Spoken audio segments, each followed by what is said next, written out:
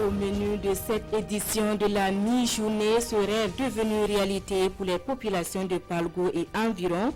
Le barrage attendu depuis une quinzaine d'années est en fin de chantier. D'une capacité de 7000 m3 d'eau, l'ouvrage devrait permettre une production en toute saison et ainsi lutter contre la pauvreté. Et puis, coronavirus ou Covid-19, quel impact sur l'économie nationale? Épargné par la maladie, le Burkina, à travers son économie, ressent ses effets induits et des entreprises commencent à s'essouffler du fait du coronavirus. Un exemple à suivre dans cette édition. Bonjour et merci de nous recevoir chez vous. Agenda chargé pour le Premier ministre en visite officielle dans le sud-ouest. Après Dano et Diebougou, le chef du gouvernement a rencontré les forces vives du Noubiel et du Poni ce samedi. Occasion pour elles d'égrener leurs préoccupations. Des préoccupations qui seront examinées avec une grande attention, promet le Premier ministre. La synthèse de ces deux rencontres à suivre dans nos prochaines éditions. Avant ces rencontres, le Premier ministre s'est donné le temps d'aller saluer et encourager 2 décennies d'investissement pour le développement durable à la base. Nous parlons de l'intervention de la Fondation Dreyer au Burkina, une fondation basée dans le Yoruba qui intervient dans plusieurs domaines tels que l'agriculture et l'éducation. Le film de la visite du Premier ministre avec Issa Kazabré et Lambert Souma.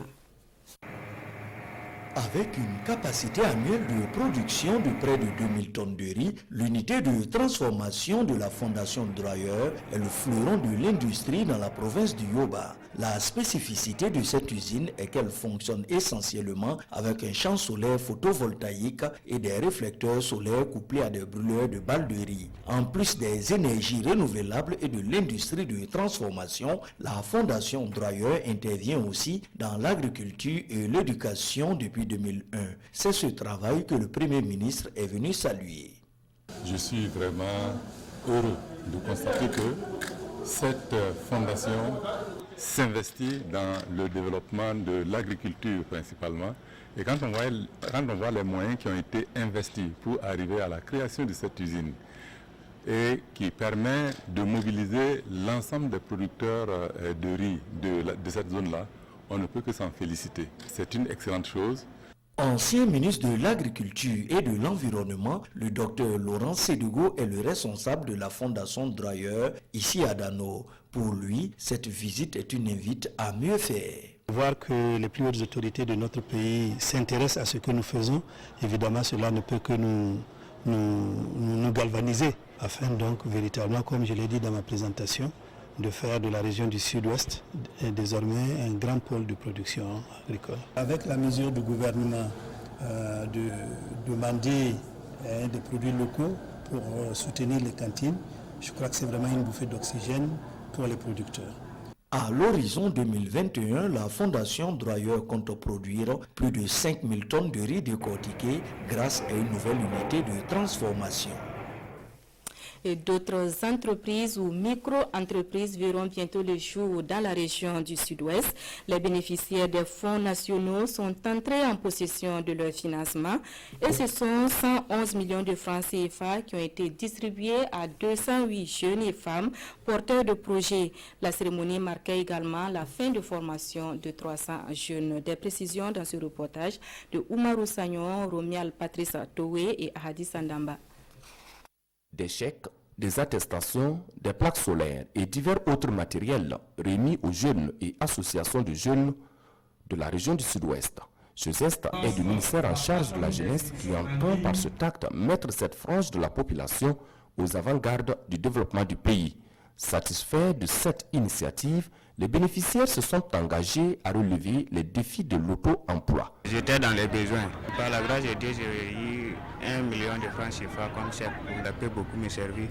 Et je pense que je peux démarrer mon activité sans problème. Compte tenu du fait que la fonction publique même est vraiment saturée, avec l'encouragement du ministère de la Jeunesse à promouvoir nos activités, vraiment c'est une bonne initiative. Au niveau du département en charge de la jeunesse, l'on se dit toujours prêt à accompagner les jeunes dans leur quête d'emploi et d'entrepreneuriat. À l'occasion, tous ont appelé les bénéficiaires à la persévérance ainsi qu'à l'abnégation du travail. Le message, c'est d'abord qu'effectivement, ils prennent au sérieux le travail qu'ils veulent faire. Parce qu'il n'y a pas une question de chance, une question donc de persévérance, c'est une question donc de détermination, c'est une question donc de choix de ce qu'on veut devenir demain. Tout ce que nous pouvons faire, c'est vous accompagner, vous montrer le chemin et vous donner donc toutes les possibilités pour que vous puissiez donc aller de l'avant. À cette cérémonie de remise de chèques, la plateforme web du Programme national de volontariat au Burkina Faso a été lancée. Les jeunes des 4 coins du pays ont donc été exhortés à s'inscrire massivement afin de bénéficier du soutien de l'État burkinabé. À Palgo, dans le Boulkemde, une production agricole en toute saison est désormais envisageable, et ce grâce au barrage qui vient d'être inauguré. D'un coût de plus d'1 milliard de francs CFA, l'ouvrage a un potentiel aménageable de 10 hectares. Le barrage a été livré ce 13 février en présence de Kwale Nebié et Beleman Herman Nestor Toué. Il était attendu depuis plus d'une quinzaine d'années par les populations riveraines de Ramongo et Palogo. Aujourd'hui, c'est chose faite. Le barrage de Palogo dans la région du centre-ouest est maintenant une réalité grâce à l'engagement du chef de l'État. Le président Roch-Marc Christian Kaboré a prévu de réaliser 50 barrages, travaux neufs et réhabilitation confondus. Et parmi ces barrages-là, il y avait effectivement le site de Palogo. C'est ainsi qu'en décembre 2018, les travaux ont été lancés et ont été réceptionnés en décembre 2019. Une moins pour tout le monde, déjà pour les bénéficiaires qui voyaient toute cette eau de la rivière passer chaque année sans pouvoir la retenir pour des productions additionnelles. Les autorités s'engagent à aménager le barrage pour le bien-être de ces populations qui ne cachent pas leur satisfaction. Des mesures seront prises pour son entretien. Je suis très ému de ce qui s'est passé, de ce que nous avons constaté ce matin. Car le barrage va profiter à toute la population de la zone, surtout en matière de production agricole, maraîchiculture, etc. Et c'est un rêve qu'ils ne s'attendaient pas à le voir réaliser. Et je remercie à tous ceux qui ont œuvré pour que cette rêve soit une réalité aujourd'hui. D'une capacité d'environ 700 000 m3, l'infrastructure a été réalisée par le budget de l'État à hauteur de près d'1,1 milliard de francs CFA. Les populations ont été invitées à cet effet à une exploitation optimale afin de contribuer à la lutte contre la pauvreté dans cette partie du Burkina. Mais pour l'instant, il faudra attendre les eaux de pluie pour en profiter. La section MPP de l'arrondissement 5 de Ouagadougou renouvelle son soutien au président Roch-Marc Christian Kaboré, un homme dont le bilan parle pour lui malgré un contexte sécuritaire difficile, selon cette section. Et les militants l'ont signifié à travers un meeting de soutien. Le reportage de Adama Guiti et Amadou Marcel Alto. 2020, le président du Faso Roch-Marc Christian Kaboré est en fin de mandat. Un mandat jugé satisfaisant par les militants et sympathisants du mouvement du peuple pour le progrès MPP de l'arrondissement 5 de Ouagadougou. Ils lui réaffirment ici leur soutien. Soutenir le président du Faso, c'est de soutenir nous-mêmes. Le président est là pour le Burkinabé. Aujourd'hui, on sort, on dit qu'il y a des terroristes à côté, à gauche, à droite. Il y a des problèmes de gauche à droite. Bon, donc on doit soutenir le président pour qu'il ait le courage et savoir que le peuple burkinabé qui l'a donné le mandat sont derrière lui. Voilà, donc c'est pour ça que nous sommes sortis ce soir pour lui dire, le président du Faso, la population de l'arrondissement 5, nous sommes derrière eux, lui avec son gouvernement et aussi les forces de défense et de sécurité. L'initiative répond à un appel des premiers responsables du parti pour qui Roch-Marc Christian Kaboré est resté un modèle malgré les multiples obstacles. Il faudra dire que c'est après plusieurs constats que nous avons demandé à la population de l'arrondissement numéro 5 de soutenir une fois de plus son excellent Roch-Marc Christian Kaboré après avoir traversé des épreuves que nous pouvons considérer que c'était du jamais vu au Burkina Faso. Parce que quand il faisait la campagne, on n'avait jamais mis le terrorisme devant. Et nous sommes victimes aujourd'hui. Pour nous, c'est une agression extérieure. Mais on ne pensait pas que des fils et des filles du Burkina Faso pouvaient s'insurger et faire couler le sang au Burkina Faso. Et le fait de pouvoir résister On l'a donné 3 mois, 6 mois, fin d'année. Et aujourd'hui, nous sommes à pratiquement 8 à 9 mois des élections. Et nous pensons que réussir tel exploit, le peuple burkinabé a eu raison de le voter et de lui donner sa confiance. 2020, également une année électorale au Burkina Faso. S'enrôler afin d'accomplir ce devoir civique, c'est l'appel des représentants des jeunes, des femmes et des anciens à ce meeting de soutien. Allons à présent à la suite de la ministre Marie-Laurence Ilboudo-Marchal qui poursuit son périple à la rencontre des femmes de toutes les régions du Burkina et ce en prélude au Forum national des femmes. Elle a déposé ce 14 février ses valises à Waiguia dans la région du Nord et les échanges avec les femmes se voulaient francs et directs afin de trouver les voies et moyens de renforcer la résilience des femmes dans un contexte de crise sécuritaire. Le point des échanges avec Constantin Ouedraogo et Abdul Rasmane Azongo. C'est une enceinte et une salle de conférence de la mairie de Waiguia, totalement noire de monde, particulièrement dominée par la gente féminine, en vue d'accueillir le ministre de tutelle. Bâton de pèlerin en main, Laurence Ilboudo, à cette étape des forats régionaux, en l'occurrence de celui de la région du Nord, a échangé à bâton rompu dans un langage direct et franc avec les femmes. Des femmes dont la représentante synthétise ici leurs préoccupations en 4 doléances. L'amélioration de l'accès des femmes à l'eau, la protection, l'insertion, le renforcement des capacités des femmes de la jeune fille et des enfants déplacés internes de la région du Nord à réflexion et l'équipement des maisons de la femme et enfin la mise en place d'un fonds de garantie à des conditions allégées.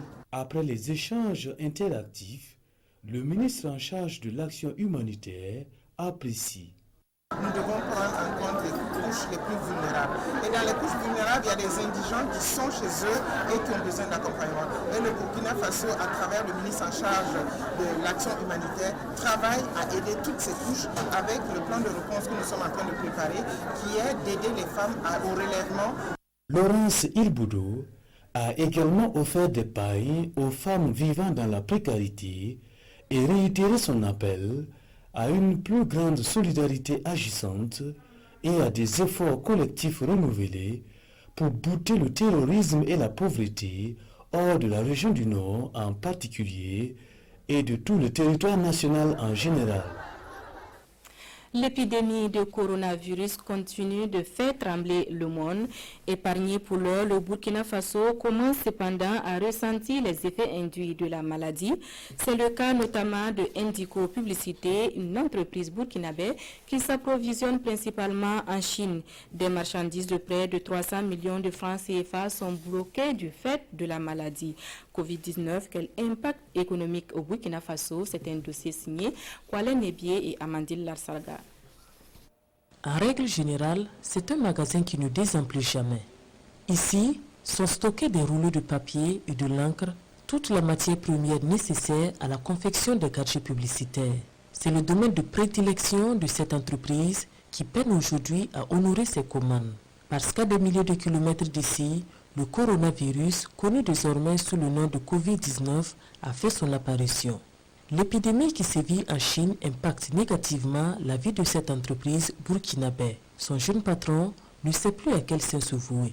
Nous avons à l'heure d'aujourd'hui pratiquement 300 millions de commandes qui sont bloquées en Chine à cause de cette épidémie. Au jour d'aujourd'hui, il y a un statu quo. On n'a pas de planning de livraison. On a des conteneurs qui sont là-bas, qui sont prêts à être embarqués. La difficulté de nos partenaires vis-à-vis de ce retard est énorme. Donc ça veut dire que même s'ils comprennent qu'il y a une situation avec un de nos fournisseurs à l'extérieur, c'est nous qui sommes les premiers acteurs vis-à-vis d'eux. Donc c'est nous qui prenons le premier coup. Donc nous ne sommes pas encore arrivés là, mais on risque d'avoir des pénalités. Thibault n'a plus la possibilité de se rendre en Chine pour s'assurer de la qualité et la conformité de ses commandes. Et aujourd'hui, il hésite à prendre le risque de faire des approvisionnements à l'aveuglette. Je devais me rendre en Chine début février. J'ai demandé mon visa à l'ambassade chinoise en Côte d'Ivoire.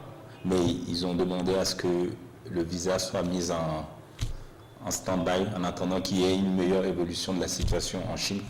Pour Thibault, le temps est compté parce que ces stocks disponibles se rétrécissent comme une peau de chagrin. Au jour d'aujourd'hui, on a un stock en papier qui est encore gérable, mais jusqu'à quand? Bon, je me suis fixé un mois et demi, parce que vu la distance, nous faisons des stocks de 6 mois renouvelables en fait. Donc, comme vous le savez, tout vient de la Chine. Il faut dire que personne n'est content. Je vis d'espoir au jour d'aujourd'hui pour mes clients parce que je vis ce qu'ils sont en train de vivre, parce que j'ai pris des engagements et j'ai toujours honoré mes engagements, mais à l'impossible, nul n'est tenu. Les yeux du jeune entrepreneur sont aussi tournés vers la communauté scientifique avec l'espoir qu'un traitement efficace sera trouvé contre le coronavirus pour réouvrir les routes de son approvisionnement dans l'empire du milieu, une source de prospérité pour lui au pays des hommes intègres. Semaine nationale de la culture SNC Bobo 2020, c'est du 28 mars au 4 avril prochain. Ceux qui sont chargés de l'organisation de l'événement sont connus. Le comité national d'organisation avec à sa tête Thierry Milogo a été installé hier à Bobo Dioulasso. C'était en présence de Betty Bienaon et Mireille Carole Tougma. Thierry Milogo, il est le président du comité national d'organisation de la 20e édition de la Semaine nationale de la culture SNC. Avec lui sont installés les présidents et vice-présidents des 19 commissions que compte le comité. Ils ont pour tâche l'organisation réussie de la Biennale de la culture burkinabé. On va commencer dès tout à l'heure là le travail, mais je peux vous rassurer que nous serons dans les délais pour faire de cette biennale la plus belle des biennales, pour apporter toutes les innovations qu'il faut pour que la Semaine nationale de la culture, qui est à sa 20e édition, soit la semaine qu'on a toujours rêvé. De l'avis du premier responsable du ministère de la Culture, transparence et rigueur devraient guider le comité national d'organisation ainsi installé. Nous leur avons indiqué que le gouvernement attend d'eux qu'il fasse preuve de beaucoup de responsabilités, ce qui doit se traduire par la plus grande transparence dans leur manière de conduire cet événement, par une grande ouverture permettant de faire de cet événement un événement que les générations d'aujourd'hui et de demain ne doivent pas oublier. La 20e édition de la SNC se tiendra du 28 mars au 4 avril prochain avec pour thème diversité culturelle, ferment de l'unité nationale. Le Mali est le pays invité d'honneur. Voilà, en attendant, le festival Rendez-vous chez nous lui écrit ses derniers actes à Ouagadougou. La 11e édition s'était donnée pour mission de rapprocher les arts de la rue des populations. L'ouverture du festival avec Idrissa Warga et Issa Kanana. Place de la femme de Gourmet, en cette soirée du 14 février. Au rythme du tambour des scènes Ulunga de la troupe traditionnelle de Mogo Naba, se côtoie le violon joué par l'association des enfants d'Ingon. Le temps est ainsi donné à la 11e édition du festival Rendez-vous chez nous. Un festival initié par le collectif Art, Clown, Marionnettes et Musique dans nos rues à Sémur. Je pense que le festival a changé la dimension culturelle au niveau du Burkina à travers la démocratisation et la décentralisation de l'art et la culture. Depuis 10 ans, nous avons travaillé à offrir des spectacles dans des zones plus reculées, dans des villages. C'est un festival qui aujourd'hui se retrouve dans plusieurs pays. Et il y a rendez-vous chez nous à Ouaga, bien sûr, à Bobo, à Boromo, dans plusieurs villages, à Bamako, en Guinée et cette année au Togo. Culture et lien social, ensemble ça va mieux, c'est le thème de cette 11e édition. Un festival qui, selon les organisateurs, entend ainsi donner de la joie de vivre aux spectateurs dans un contexte de méfiance. Au regard de la situation du pays, c'est bon que de plus en plus les populations s'entraident et puis essaient de nourrir cette cohésion sociale entre elles, parce que la méfiance elle est partout. Et donc quand on a vu la thématique, on a dit mais bien, vivre ensemble c'est vraiment l'idéal. Et aujourd'hui, pour sortir de ces problèmes qu'on vit, c'est vraiment être ensemble, c'est vraiment partager le bonheur, c'est vraiment partager la joie. Et c'est de mieux, parce que si chacun doit se retrancher dans sa position, c'est pas évident qu'on puisse s'en sortir. Et donc nous on salue cette thématique de cohésion sociale et de vivre ensemble. Jusqu'au 16 février prochain, la place de la femme de Gomé va ainsi vibrer au rythme du festival Rendez-vous chez nous. Un festival qui rend hommage cette année à l'homme de culture Hubert Kagambega, décédé lors de la première édition. Transformer, agir, c'est un choix. Voilà qui met fin à cette édition. Merci à vous qui l'avez suivi. Une autre équipe vous retrouve dès demain. À bientôt.